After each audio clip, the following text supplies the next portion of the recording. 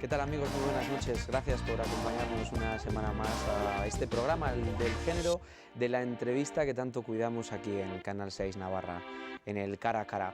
Hoy hemos salido del plató. Nos hubiera encantado que nuestro invitado de hoy hubiera conocido nuestra casa, pero hemos preferido también buscar un lugar en el que me imagino que por su trabajo y por todos los viajes que realiza a lo largo de su vida, pues conoce muy bien. Estamos en el Hotel AC Ciudad de Pamplona con Boris Izaguirre. Muy buenas noches. Buenas noches, un placer, me encanta estar. Es verdad, no soy muy de hoteles, pero la verdad que siempre me parece que es un escenario genial, ¿no? Para por lo menos eso que siempre dicen de bajar al lobby del hotel y quedarse sentado viendo gente, eso yo creo que es un ejercicio fenomenal para cualquier escritor. ¿Transcurren dentro de sus novelas muchas escenas en hoteles? Pues por ahora, bueno, sí, en realidad y de repente fue ayer. Yo creo que uno de los grandes momentos de la novela pasa en un hotel. Son 48 horas que estos personajes pasan en un hotel en la Ciudad de México, una vez que ya ha triunfado la revolución de Fidel Castro y ellos son ya como personajes como de la cultura que la revolución quiere exportar y todo eso. Sí, sí. Y bueno, sí, como todo en esa novela, ha sido muy extraordinario imaginarse que tantas cosas emocionantes y súper complicadas de las relaciones personales de esos personajes sucedan en unas habitaciones de un hotel. Boris ha estado hace unos días en Pamplona, invitado por el Foro Virtual de Diario de Navarra, pues charlando con los lectores, que de vez en cuando a uno le sirve también para tener los pies en la tierra, ¿no? Bueno, sobre todo para alguien que tanto se pasa diciendo que escribe para sus lectores. Es decir, yo realmente escribo para mis lectores. En realidad escribo para mis personajes. Siempre pienso mucho en mis personajes y me dejo llevar mucho por ellos. Yo siempre digo que es todo lo contrario. La plastilina soy yo.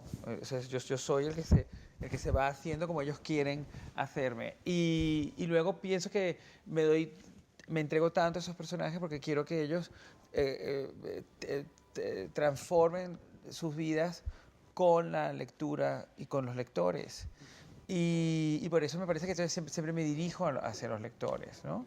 Y conocerles, escucharles, pues claro, evidentemente yo creo que ese es el verdadero éxito de un libro. Un libro puede estar toda tu vida dentro de ti y de repente consigue publicarse, pero que aparte de publicarse, que ya es un gran éxito, consiga tener lectores y que tú puedas tener luego la conversación con ellos, pues yo creo que ya eso es más que el Nobel, ¿no? Es más que el planeta. ¿Y de dónde sacas el tiempo y la concentración? Bueno, porque yo creo que el día tiene más de 24 horas. Desde que soy niño siempre he pensado así. Y de que yo pienso que yo soy hijo de una bailarina. La verdad que cada vez estoy más consciente de eso. Entonces mi mamá ha sido una mujer increíblemente metódica.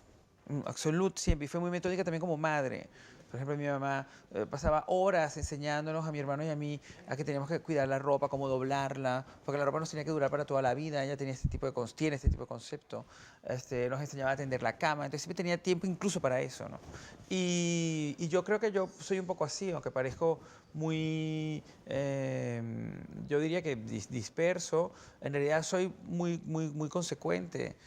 Yo me levanto muy temprano, Rubén y yo desayunamos, y entonces, bueno, me ducho, me afeito, eso sí, y más o menos me visto, y yo creo que ese proceso me hace ya sentarme a escribir, y lo que sí puedo confesar es que siempre procuro tener una hora de entrenamiento, bien sea para correr o fascinantemente para nadar.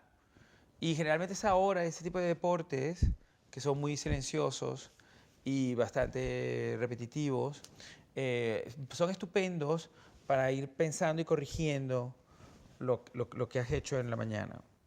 Y entonces generalmente pues procuro tener un momento en la tarde para ir corriendo y corregir y dejar así ya hecho para el siguiente día. Pero yo creo que una de las razones por las que yo he hecho tanta televisión es precisamente para eso, para poder tener, para poder huir todo lo posible del horario de oficina.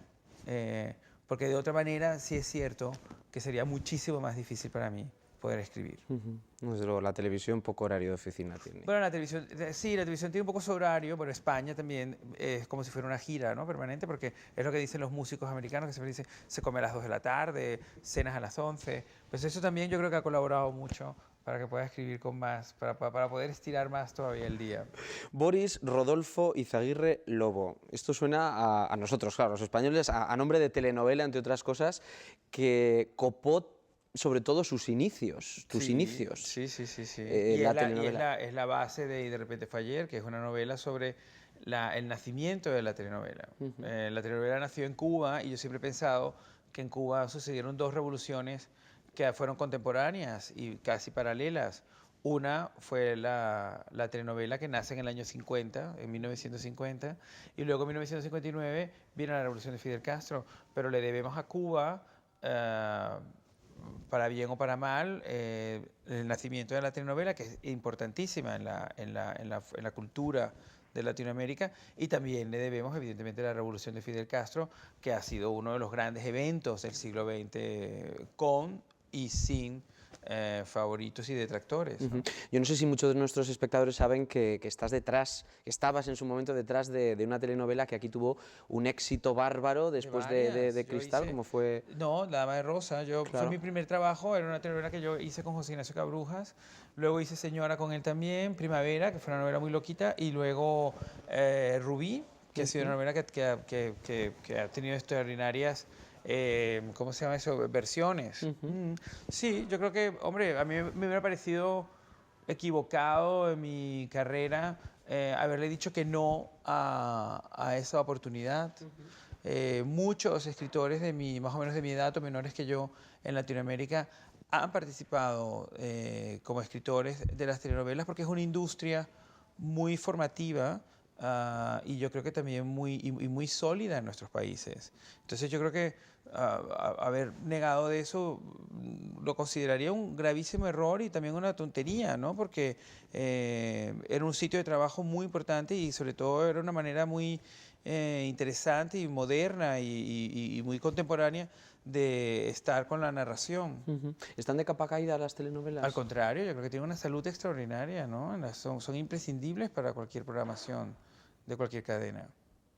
Ya no ha habido títulos tampoco. Quizás el último éxito pudiera ser el de Pasión de Gavilanes. Bueno, pero tampoco... pero por ejemplo ¿Pero en España las telenovelas sí siguen teniendo tanta fuerza? Sí, por ejemplo, ya tenemos Betty la Fea, ha sido un fenómeno que sigue muy vigente. Betty la Fea yo creo que va a cumplir 10 años de haberse hecho originalmente en Colombia y es, por ejemplo, su versión en inglés es uno de los programas puntales de una cadena americana tan importante como la ABC.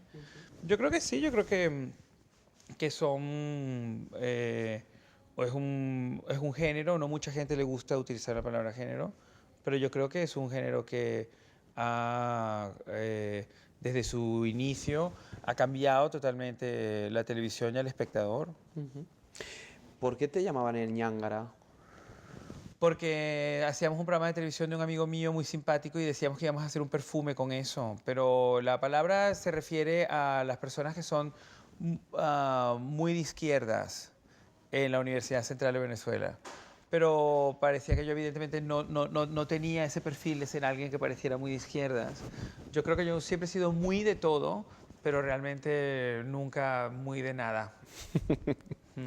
Bueno, de izquierdas por lo menos tuvimos la oportunidad de verte con Zapatero. Me sale el usted y el tú, no lo controlo. Como usted quiera. Yo creo muchísimo en usted, a mí me parece fenomenal. Ah, sí, pues nada, pues sí, seguimos. Sí, pero el tú también me parece estupendo. No me parece que otorga edad, sino yo creo que es fantástico, está ahí, es como el vosotros. Cuando yo cuando estoy en mi país, la gente me dice, pero ese acento, esa manera de hablar, entonces yo digo, pero ¿cuál acento? ¿Cuál acento? Porque nosotros no utilizamos ni la C ni la Z. Pero yo utilizo mucho el vosotros, entonces mi papá siempre me dice, pero ¿desde cuándo andas tú con esto del vosotros? Y yo digo, pero papá, si te lo enseñaban en el colegio, te ponían nosotros, vosotros, ustedes. Entonces, bueno, pues yo me lo aprendí y creo que por eso me fue también en este país. Pero bueno, usted quería hablar de Zapatero. No, bueno, sí, ahora hablamos de Zapatero, pero me viene esto a colación. Hace unos días parecía que se volvía a abrir en muchos colegios el debate del tratar a los profesores de usted y el tú. Me parece genial. Yo creo que... Mira, yo siempre pienso que la educación pareció durante mucho tiempo, o ha parecido durante mucho tiempo, que fuera como un coto privado de la derecha, ¿no? O de las ideologías conservadoras. Y yo creo que no. Yo creo que la educación nos pertenece a todos. Yo creo, sinceramente, que es un extraordinario instrumento para manifestarse, para expresarse, para decir las cosas y para llegar más lejos que si no la tuvieras, claramente. Entonces me choca que parezca como, es demasiado conservador usted. No, es simplemente una palabra, es un artículo, usted. Entonces, bueno, pues se puede utilizar, ¿no? Yo creo muchísimo en eso, creo muchísimo en no sé, ¿cuántos estadistas no nos fascinan precisamente por sus maneras, por su conducta, por la forma en que tienen de elaborar una frase? Yo creo que, por ejemplo, uno de los grandes éxitos de Obama, es una opinión muy personal, es que es una persona que vuelve a tener idioma. Si usted escucha bien a Obama o si lo lee, se fascina por su léxico, por el uso que hace de su idioma, ¿no? Que es el inglés. Y la verdad que durante mucho tiempo, ¿cuántas veces le hemos dicho qué horror de políticos tenemos que no saben ni hablar? Entonces, pues con una cosa tan sencilla, este hombre ha cambiado el mundo, ¿no? Esto está cambiándolo. Usted ha apoyado públicamente a Zapatero. Bueno, he apoyado la idea de que realmente estábamos delante de un gobernante que yo encuentro muy contemporáneo y que ha querido hacer una serie de cambios y de estructuras muy interesantes, muy importantes. Es probable que quizás esos cambios parezcan como baladís por alguna razón en este país, pero cuando no solamente vives en este país, sino que vas a otros y ves la profunda diferencia, pues entonces realmente admiras poder vivir en un país que, por ejemplo, tiene una ley tan importante y tan amplia para respetar los derechos de personas, como por ejemplo la ley de matrimonios en personas del mismo sexo. ¿Y qué le parece que el Partido Popular siga cargando contra esa ley? Bueno, creo que es una dinámica, ¿no?, establecida que no creo que vayamos a poder cambiar. Y creo que eh, ellos se ofuscan quizás en que haya un problema con una palabra, ¿no? Con la palabra matrimonio. No sé, yo evidentemente como escritor pienso que las palabras son fascinantes siempre. Yo creo que las palabras más bien sirven para comunicar y para ampliar más cosas. No creo que las palabras tengan un solo significado. ¿Qué le tiene que agradecer, aparte de esa ley, a Zapatero? Bueno, yo no creo que uno tenga que agradecerle cosas a los presidentes. Yo pienso que un presidente es, en mi criterio, es siempre una persona en la que delegas una serie de responsabilidades que por alguna razón tú tampoco puedes tomar, ¿no? Pero pienso que, para responder a su pregunta, aparte de eso, hombre, le agradezco, yo creo que por lo menos tengamos a alguien a quien referirnos civil y democráticamente en momentos muy conflictivos. Yo vengo de un país donde el liderazgo siempre ha sido muy atormentado, muy confuso y confundido, que creo que no son la misma cosa. Y aquí me parece que por lo menos hay un esfuerzo en que dentro de una situación muy, muy grave, pues hay realmente un deseo de planteárselo democráticamente y con la seriedad que merece. ¿Qué le pareció cómo terminó la última visita de Hugo Chávez a España, en la librería de Gran Vía? Bueno, lo que me ha parecido fabuloso es que coincidieran dos presidentes en esa librería. Es decir, que Hugo Chávez se encontrara en esa librería con el presidente de Repsol. Pues me parece genial que las librerías se conviertan en nuevos centros de reunión de presidentes, porque creo que eso habla fantástico de estos presidentes y desde luego, pues bueno, dispara grandes esperanzas para los intelectuales y para los escritores, ¿no?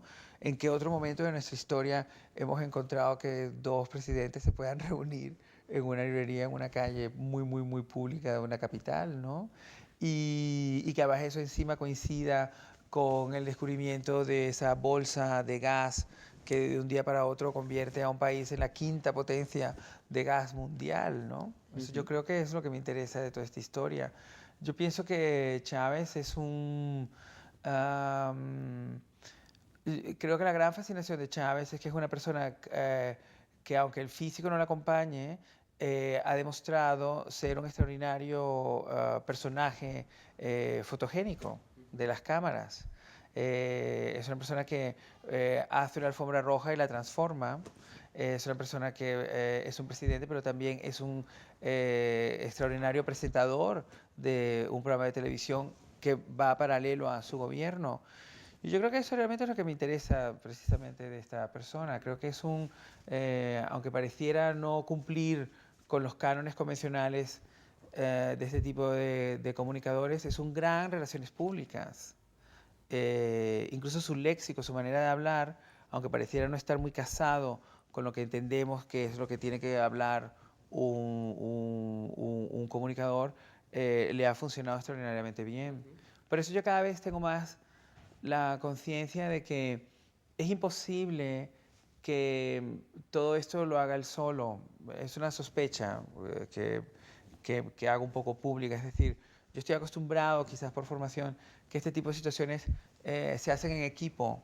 Este tipo de actuaciones tienen siempre un pequeño equipo, no muy grande, pero de personas en las que hay una extraordinaria confianza y que deciden un poco establecer un guión para este tipo de cosas, ¿no? Parece que no estamos acostumbrados a ver que nuestros presidentes puedan tener guión, pero yo creo que sí, yo creo que todos los líderes de Estado tienen un guión. Y mi interés, sinceramente, le respondo con toda franqueza, no es tanto conocer al presidente, que me parece un poco el actor, sino realmente quiero conocer quién es el guionista que está detrás. Y todos esos que dicen que aparte de todo esto también es un dictador. Bueno, lamentablemente las elecciones democráticas a las que se ha sometido no pueden permitir calificarle de esta manera. Y esto creo que sienta muy mal a su oposición. Yo no soy un hombre político, ni soy realmente una persona que analice la política, aunque hable mucho de ella en casa y la discuta mucho con mis amigos. Pero, mire, mi opción ha sido, por ejemplo, en una novela como Villa Diamante, es que Villa Diamante es una novela que transcurre en Venezuela y transcurre precisamente durante la única dictadura que nosotros en la segunda mitad del siglo XX hemos reconocido como tal, que es la de Pérez Jiménez. Pero es porque es mi idea, que también la intento desarrollar en Y de repente fue ayer, que durante los años 50 las dictaduras que vivimos en muchos países de Latinoamérica explican perfectamente el porqué de líderes como Hugo Chávez o también de Fidel Castro. Y eso es lo único que yo puedo decir. Es decir, yo creo que en estos dos libros está probablemente mi opinión sobre esto. Es decir, yo creo que cualquier cosa que pueda hacer Chávez para sus detractores o para sus seguidores, la verdadera responsabilidad de su existencia es nuestra.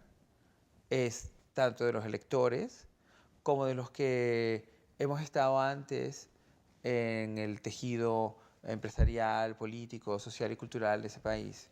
Y hemos permitido que muchas situaciones desembocaran en la necesidad de un líder como Hugo Chávez. Vamos a hablar de literatura y de la que se hace aquí en España. ¿Cómo ve a las nuevas generaciones? Fantástica. Sí, hay calidad Sí, ya. sobre todo porque porque yo creo que cada vez todo es más literatura. Por ejemplo, el auge de estas redes sociales se trata de escribir.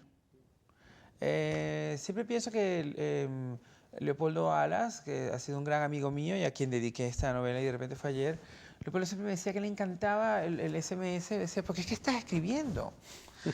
Aunque sea con faltas de ortografía, ¿no? Y Leopoldo siempre hablaba mucho de eso, decía, además encima está creando un idioma, es decir, está haciendo palabras, está haciendo una sintaxis, una fórmula. Y yo, la verdad que cuando me lo dijo, estábamos los dos ahí con el móvil y me sentí tontísimo, ¿no? Los dos ahí diciendo, coño, es verdad, o sea, es increíble esto. Y pienso que sí, que vivimos un momento donde hay tantas fórmulas y maneras de narrar, tantas cosas que podemos incluir, ¿no? La esposa de Martin Amis, precisamente el desencadenante de la novela es un archivo adjunto.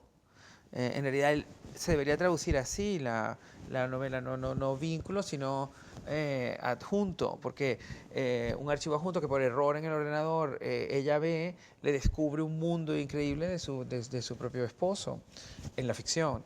Y me parece una extraordinaria manera de contar una novela. Yo siempre, por ejemplo, siempre bromeo con Jaime Bailey, siempre le digo, la gran novela que nosotros tenemos que escribir son nuestros mails. ¿no? Porque realmente son unos mails muy desenfadados y muy honestos y desde luego pues de dos personas que más o menos dominan una lengua y gustan de demostrar que la dominan en su correspondencia. Entonces, no sé, yo por eso pienso que es un momento vital para la literatura, ¿no? Es un momento donde me parece que todo es literatura. ¿Hay quien duda del futuro de los periódicos impresos? ¿Y Sí. los libros? Me da mucha pena esto, ¿eh? Sinceramente, ahí quizás sale mi parte más conservadora. Pero mire, creo que estoy preparado para todo, pero me cuesta, a mí personalmente me cuesta no pasar la página. Me cuesta mucho no leer los libros, no sé si le pasa a usted lo mismo. Es un hábito horrible que además se lo robé a un amigo mío, editor en Espasa, donde yo he editado muchos libros, Ujú. que Antonio siempre que como que te escribía un libro nuevo, cualquiera que fuera, lo lía y me parecía como un gesto chocante, pero que lo entiendo, ¿no? A lo mejor quizás se estaba adelantando a que quizás esto no va a ser más nunca así, Ujú. ¿no? Pero yo pienso también que hay cosas muy interesantes. El futuro del ebook, en primer lugar, que nos referimos a él Ujú. siempre en su acepción anglosajona, Ujú. por Como ejemplo, tantas otras cosas, como ¿no? tantas otras cosas, sí. Y como por ejemplo, José Ignacio Cabruja siempre decía que a los latinoamericanos cuando queríamos decir algo serio lo decíamos en inglés, que me parece una frase sensacional. Pero por ejemplo, el tema del ebook, por ejemplo, evidentemente facilitará recuperar títulos que muchas veces se descatalogan. Yo tengo títulos descatalogados. Yo creo que Verdades Alteradas o yo creo que es Verdades Alteradas o algo así, es un título mío que probablemente solo podamos encontrar a través del ebook, ¿no? Y con esa rapidez que da lo digital. Entonces yo creo que, hombre, tenemos que defender esto, o sea, decir, bueno, pues sí, siempre y cuando sigamos leyendo, siempre y cuando sigamos creyendo en la ficción, en lo que nos otorgan los personajes, pues cualquiera que sea el formato, tenemos que asumirlo. Ujú. Alguno de los telespectadores que nos está viendo se puede estar preguntando, no lo sé, pero ¿por qué no le está preguntando sobre la tele? ¿Por qué no están hablando de televisión? Pues la verdad es que no me apetece hablar mucho de la televisión, Ah, porque me habían dicho que usted era una persona muy seria y con pocas cosas en común con el personaje que conocemos de la tele. no, al contrario, es que yo creo que no existió nunca tal personaje, es muy yo. Lo que quizás pasa es que soy una persona con una enorme capacidad de adaptación. Tengo un don increíble para adaptarme. Debe ser un poco mi horóscopo, que es libre. Dicen que los libranos son súper adaptables. Y yo siempre entiendo muy bien dónde estoy. Es como cuando pido en un menú, Rubén siempre dice, tú siempre pides bien. Porque es verdad, yo siempre veo el menú y entonces sé lo que es bien. Es una habilidad, es una cosa con la que se nace. Y sí, yo por ejemplo siempre digo, mira, ensalada de cangrejo y steak tartar es perfecto, nunca te vas a equivocar con eso. Y lo mismo me ha pasado quizás con la televisión. Hace años cuando José Ignacio me dijo, vamos a escribir una telenovela. Entonces le dije, la telenovela. Y entonces me dijo, bueno, te va a enseñar a tener un oficio con el que vas a poder vivir sin tener que pedir una beca nunca al Ministerio de Cultura. Y yo dije, ay, genial, me parece una idea buenísima, tener un trabajo. Y fue un trabajo. Y de repente me encontré con Javier hace años después y Javier me dijo, ¿qué tengo que hacer para que trabajemos juntos? Entonces dije, pues nada, pedírmelo. Y fue así, es decir, Crónicas fue una experiencia, una aventura increíble, una sorpresa fascinante, sin duda, del directo, del universo que el propio programa creaba. Y yo simplemente lo miraba así, ¿no? Me parecía como que era como que yo se me decía, claro, es que este programa tiene sus propias reglas, es un mundo único. Y yo creo que esa era la maravilla de ese programa y lo que sus espectadores agradecían mucho. Porque llegaban a sus casas y decían, claro, este es mi momento mío donde tengo esta relación que ellos van a hacer lo que estoy pensando. Entonces, pues en efecto, sin que estuviéramos todos juntos, teníamos esa empatía. Y yo creo que eso es lo que ha sido mi vida en la televisión. Es decir, porque yo desde luego que le agradezco a la televisión. Como siempre digo, yo necesito mucho espacio para escribir. No, aunque, por ejemplo, mi primera novela la tuve que escribir en el dormitorio de la casa de mis padres. Pero, por ejemplo, una novela como De repente fue ayer, después de ser finalista del Planeta y todo, pues la escribí con dos mesas. Es decir, tenía una mesa donde iba poniendo todas las galeradas, así iba corrigiendo, y otra mesa donde escribía. Y seguramente poder tener esas 2 mesas y esa cantidad de espacio es lo que me ha hecho hacer televisión. Y la tele que se hace hoy en día, porque ha cambiado mucho el espectro audiovisual de cuando se hacía crónicas, ¿no? Que de hecho no ha vuelto a haber un programa de esas características en televisión. Pero ha habido muchos intentos. Ha habido muchos intentos, Sin pero no duda. ha sido nada igual. Incluso yo creo que nosotros hicimos un intento también. Sí, también. Pero, bueno, sí, no, la televisión siempre hay que... Es muy difícil, siendo una persona de televisión, admiro realmente los críticos de la televisión porque admiro la distancia, sinceramente, ¿no? Yo sí, soy incapaz de tenerla, así como muy probablemente sea capaz de apagarla y encenderla, tanto con el mando como en mi propia vida profesional. Soy incapaz de opinar desde fuera. Siempre tengo un enorme respeto y siempre pienso que todo lo que se le critica a la televisión hay que hacer el ejercicio de pensar, pero ¿por qué la consume tanta gente? Es decir, el verdadero problema, ¿dónde está? Es decir, ¿está en la televisión o está en la audiencia? En el país que observa esa televisión. Y si está en el país que observa esa televisión, ¿dónde está verdaderamente el problema? ¿En la educación? ¿En que a lo mejor no hemos sabido transmitir todo lo que hemos querido transmitir con la educación a esa audiencia? Es como para pensarlo.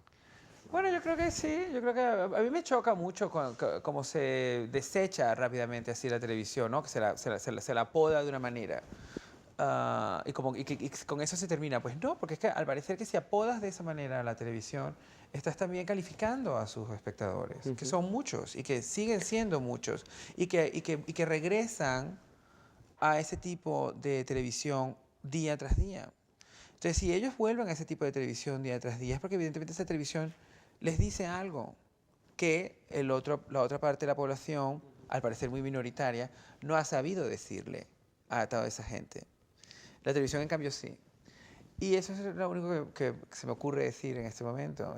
A lo mejor es muy acomodaticio, probablemente, pero eso es la realidad. Hombre, ves los datos. Claro, estoy pensando que... esto es una industria que vive del dato. Y el dato le reafirma todos los días que determinado producto es más visto que otro. Evidentemente debería ser mucho más tolerante y decir, bueno, pues mira, hombre, tenemos este espectáculo supermasivo, pero también tengamos un espacio para un espectáculo más minoritario. Y eso está pasando por obligación, porque la televisión cada vez se fragmentaliza más, ¿no? Pero antes de eso era evidente que era muy sesgada la decisión de la industria por un solo producto. Pero ahora, pues yo creo que ambos empiezan como a convivir y habrá, pues bueno, que tener una cierta paciencia en esa convivencia. Pero mientras pase eso, yo creo que la verdadera reflexión debería ser, claro, pero esta gente, que la llamamos así, esta gente, la audiencia, resulta que a veces son 2 millones, 3 millones de personas, que es una media, pueden ser el doble, pueden ser 6 millones de personas. Entonces, esos 6 millones de personas realmente, claro, ¿qué ven en ese producto que les concilie tanto, que les reúne tanto, ¿no? ¿Qué será? La manera de hablar, la manera de vestir. Yo siempre pienso, pues ¿será que hay un idioma que verdaderamente los hace sentirse reflejados? Ese idioma, ¿por qué llega tan lejos? Esa yo creo que es la pregunta que deberíamos hacernos. No ponernos como siempre se pone en la intelectualidad de espaldas. No tiene nada que ver conmigo. No, como, bueno, es verdad, a lo mejor no tiene nada que ver con uno, pero sí tiene que ver con 6 millones de personas. No tenemos tiempo para responder ni a esa pregunta. Claro, mejor. Ni a ninguna. Mejor, siempre es bueno dejar preguntas. La televisión es muy de dejar siempre una pregunta en el aire. Julián Lago lo supo hacer muy bien. Y las telenovelas se basan en eso, que tú terminas el capítulo y te quedas así y tienes que volver al día siguiente. Solo una cosa más. ¿Cómo le gustaría que le recordaran cuando ya no esté? Pues como una persona encantadora y muy bien vestida. Boris Izaguirre, muchísimas gracias. A vosotros. Gracias, ha sido un placer. Gracias a todos ustedes, volvemos la semana que viene. Hasta entonces, adiós.